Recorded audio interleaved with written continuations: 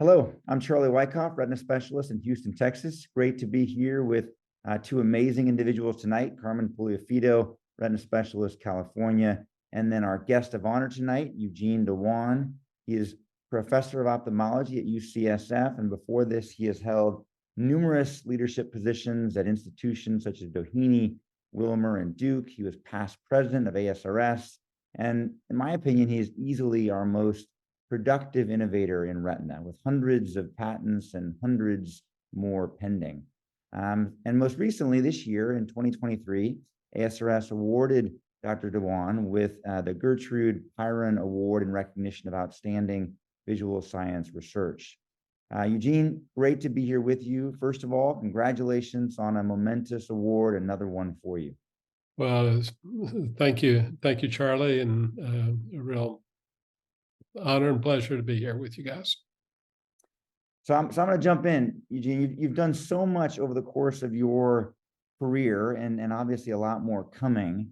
When you look back, and then we'll look forward eventually, but when you look back, what are some of the highlights along your career so far?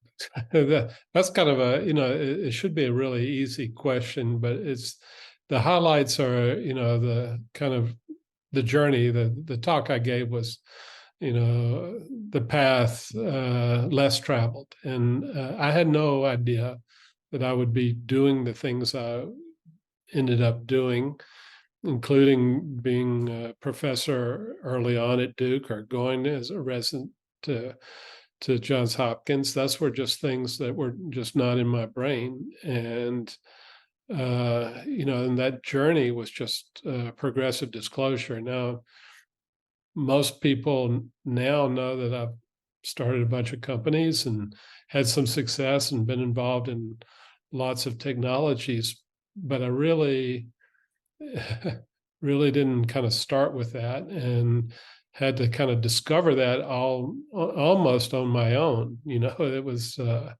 the world has changed, as Carmen knows very well, and you too. It's so what are the things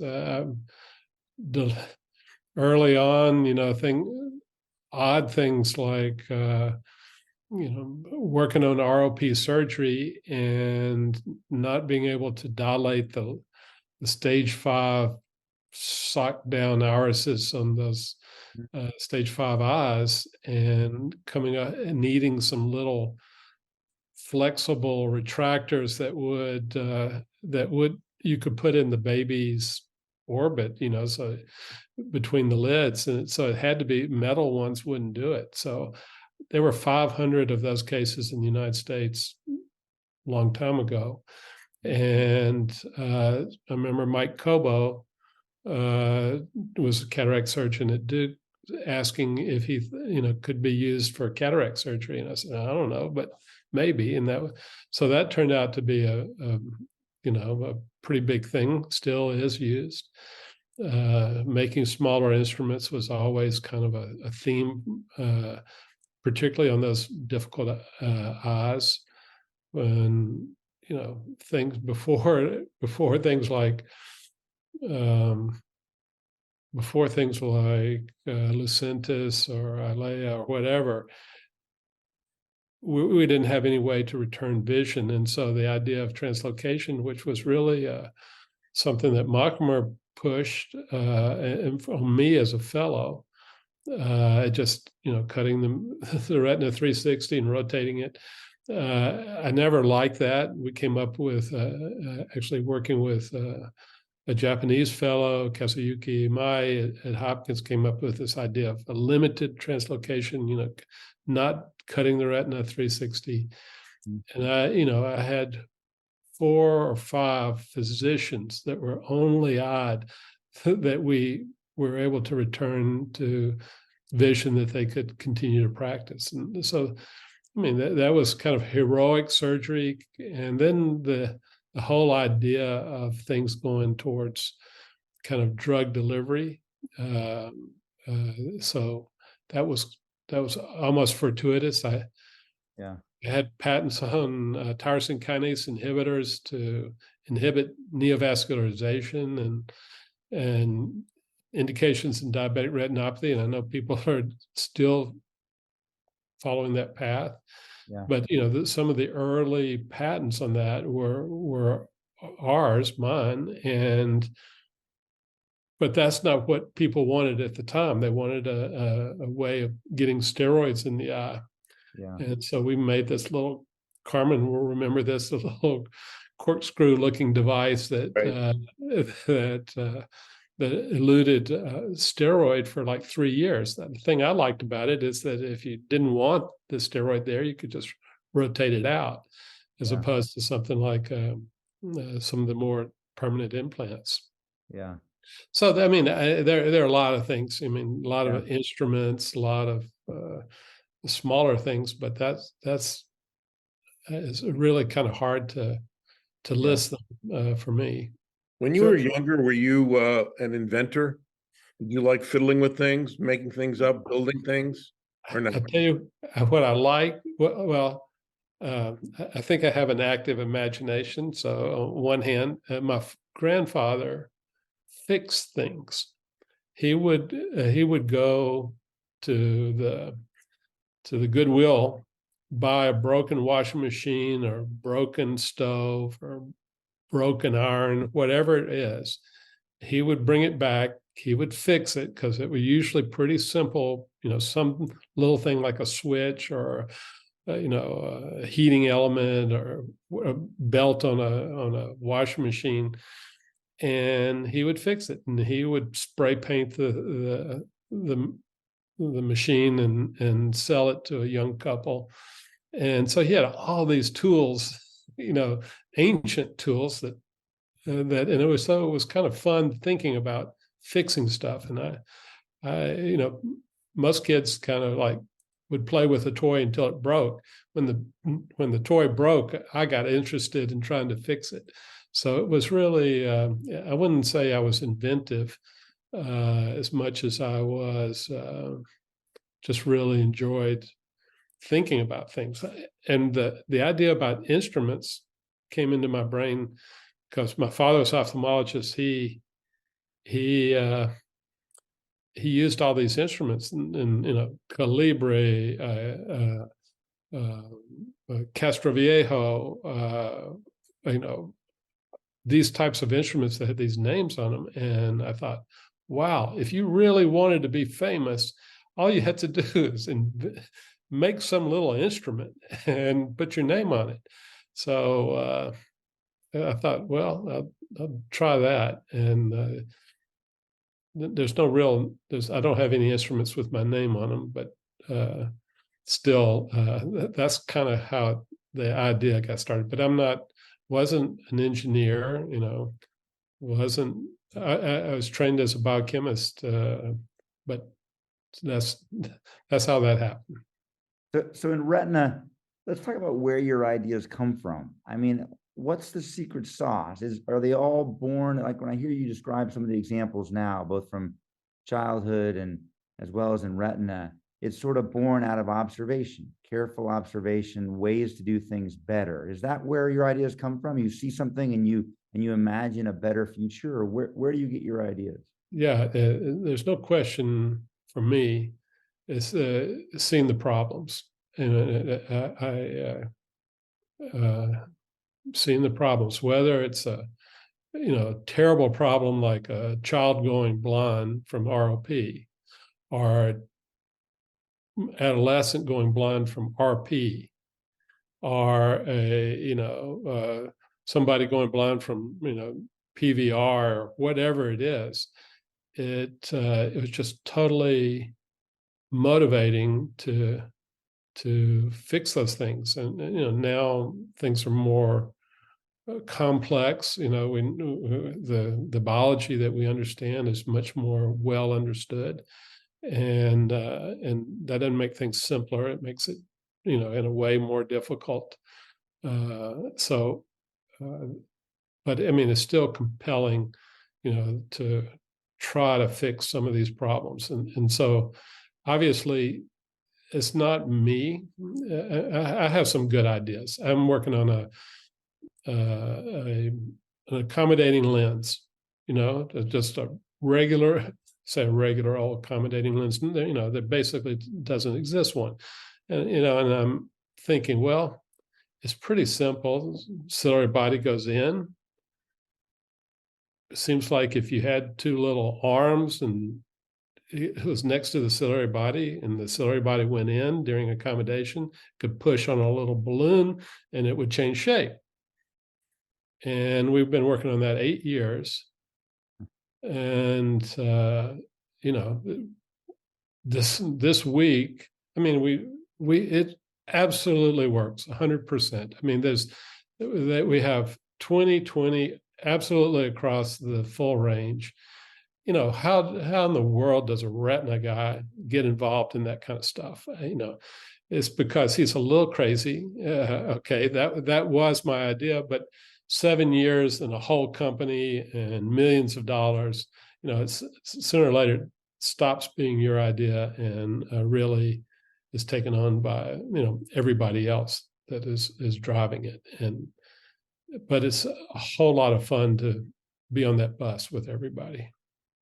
So accommodating lens, that would be tremendous, obviously incredibly valuable. What else? What else are you working on now that you're excited about?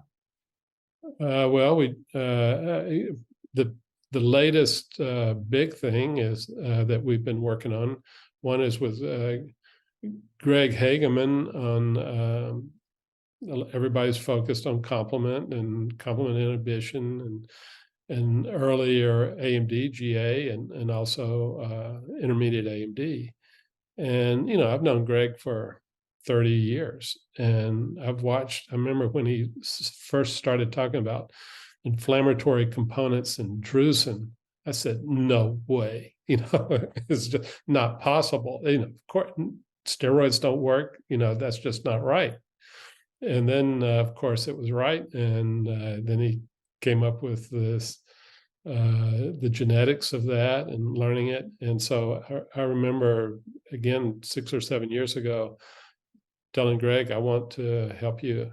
I know how to do companies and stuff. And Angela McFarland had just kind of finished with the port delivery system on V4 and, handed it off to Genentech. And I said, I know a person that could really help you, Greg. And we started this company now called Perceive. And not only that, working with Don Zach, Charlie, you probably know Don, and I know Carmen knows Don, and Derek Wellsby, and they had come up with this idea of a very protective, neuroprotective agent called DLK. And, we put those two efforts together in a company we call Perceive. It's a gene therapy on one side and a small molecule on the other. And it's a big deal. They've raised about 90 million in that company. And I'm they couldn't figure out what to do with me. So they called me Chief Strategic Officer. You tell me what that is, and I'll do it. I'm happy to do it. I just don't know fully what it is. But putting smart people, it used to be my ideas. I was saying a lot more commonly, but now I don't care. I just want to be part. But Eugene, there's a lot of talk in the sort of literature, if you will, the lay literature, if you will, about sort of biohacking, right? Like how to optimize function, health span, lifespan, all these books, Outlive, for example. And they're like intermittent fasting, regulating your sleep, caffeine, no caffeine, all this stuff. Give us a couple insights into your sort of daily cycle. How much do you sleep? What do you do to get the engine running? What do you do to maintain it? How do you maintain this level of energy for so long? So it's pretty, I don't do anything I should do. Sorry, Charlie, I listened very carefully to your award last year about, sleeping, and I sleep okay, but everything else I kind of, I'm trying intermittent fasting, but I can do it for 2 or 3 hours. But it's, for sure, the thing that gives you energy is working with absolutely fantastically smart people. I've been at, during my training, being at Wilmer when everybody was at Wilmer, in my year, people like Paul Sternberger the year before, or Andy Shackett, and Peter McDonald was a medical student, and Neil Bressler was a medical student. I mean, just all these kind of people, but had super teachers and super people around you. And then going to Duke, working with Mockimer, him asking you to, for 9 years being his partner, having, essentially at that time, the best retina, the most exciting retina development, I think, anywhere in the world. And then, going back to Wilmer and taking people like Mark Humayun with you, and Vas Sada was a medical student with me, and we took a bunch of people, as Carmen knows, to USC and Doheny. And that was, I think it was just, and now it's the same, just working with fantastic people. And it's just for me, it's super exciting. And the other thing is, it matters to me. It really matters. I mean, I think doctors in general, we feel like that. Why do we get up in the middle of the night and help somebody? It's just because that's what we want to do, and we're so happy to do it. Not in that 1 second we're not happy to get out of bed, but in the second we're on it. And it's something like that. It's, at this point, I don't know what I'm going to do when people say, well, when are you going to retire? I hadn't thought about it, but I don't know how to do that. Yeah, I don't see that coming very, very soon. A lot of great nuggets in there. So maybe I'll ask you one more question, which is, for all the young innovators out there, the people with ideas that are bubbling to the surface, they don't really know what the next step is, wherever they are in that journey in their mind with some creative idea. What advice, big or small, would you give the other people in the space? Well, I think first of all, solving the problem, talking to somebody. There are enough people that I've never had anybody that I asked for advice not give it to me. Even somebody who's competitor or whatever it is, the retina guy across the city, that competes with you. If you need to get something, you ask him, he'll tell you. And so I really think, number one, ask people who know better than you about the field, and so it kind of morphs into like a mentoring type of situation, and that goes both ways. I mean, it is really interesting how that's a connection that is, I don't want to say organic, but it's not. It has to work naturally. Yeah.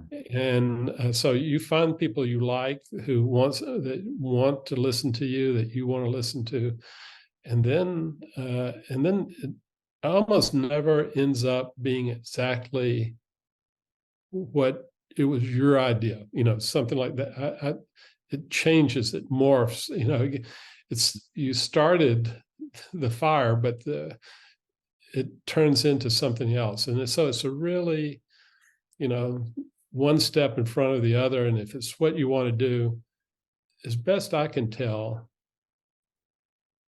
the only people that are not successful, and I'd love to hear Carmen or you tell us on those things too, it's just, if you want to try to solve a problem, make sure it's an important one and go after it as hard as you can. And being a part is just as good as being the lead. And so my advice is, sure, go for it. I don't think it's that hard. I couldn't do it if it was that hard. It's like doing a garden. You just, I don't know anything about gardening, but I guess if I spent my life doing it, I could do it. Good advice. Eugene, thanks for coming on. Thanks for all you do for our space. Thanks for all you brought to our space. Look forward to many new adventures together to come. Thanks. Well, Eugene. thank you, Charlie. Thank you, Carmen. Thank you, Gene.